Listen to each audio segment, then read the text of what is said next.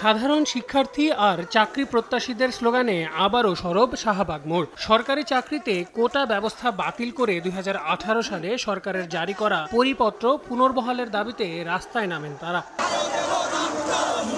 মঙ্গলবার বিকাল 3:45টার দিকে শাহবাগ মোড়ের অবস্থান নিয়ে বিক্ষোভ শুরু করেন শিক্ষার্থীরা। এ সময় বন্ধ হয়ে যায় যান চলাচল।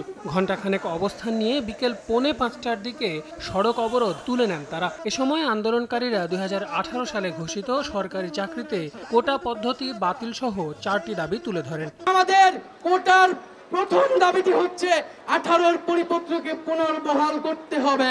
56% কোটা দ্বারা মেধাবীদের সাথেই প্রহসন করা হচ্ছে। আমরা এই জিনিসটা মনে করি যে এটা ছাত্রদের সাথে প্রতি একটা অপমান। হাইকোর্টে 2018 সালের যে পরিপত্রটি বাতিল করা হয়েছে এটি বহাল হওয়া পর্যন্ত আমাদের আন্দোলন চলতে থাকবে। এখন জন্ম সনদ দিয়ে খোলো বিকাশ স্টুডেন্ট অ্যাকাউন্ট।